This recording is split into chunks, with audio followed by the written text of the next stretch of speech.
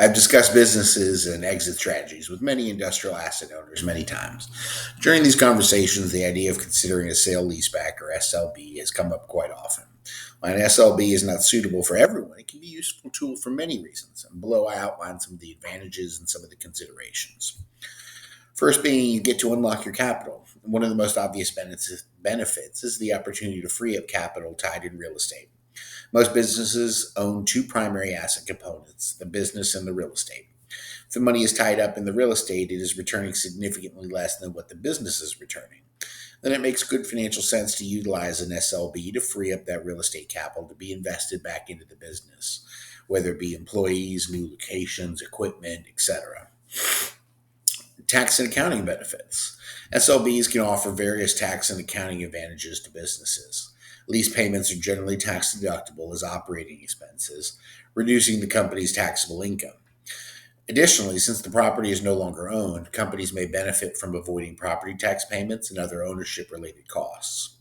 The shift from ownership to leasing can also simplify financial reporting requirements, making accounting processes more streamlined and efficient. You have fixed costs and budget certainty. SLBs typically involve long term lease agreements with fixed rental payments. This provides businesses with greater certainty in budgeting and helps stabilize their cash flow projections. With predictable expenses, companies can plan their budgets more effectively, allocate resources efficiently, and minimize their financial uncertainty. You can also optimize your balance sheet. SLBs can help optimize balance sheets by giving businesses greater flexibility in managing their assets and liabilities. By freeing up capital, businesses can reduce debt levels and improve their financial standing, which can lead to better credit ratings and also lower borrowing costs in the future. This will also enhance your focus on your core activities. If your company is in growth mode, SLBs can provide a tool to focus on core activities.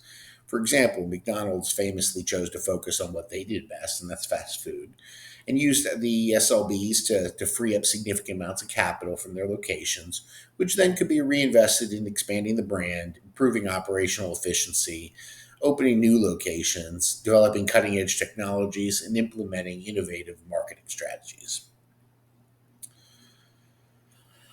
While not for everyone, the sale leaseback has its purposes. And in closing, here are some additional scenarios and considerations. Rent coverage sufficiency.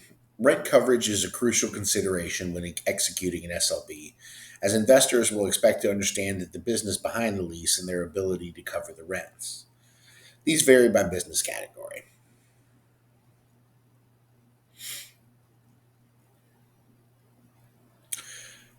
Are your rents in line with the market? Since SLBs are sold on a cap rate basis, their value is proportional to NOI. Investors will want to see that the rents are realistic in case your company defaults on its lease obligation and they would need to release the building.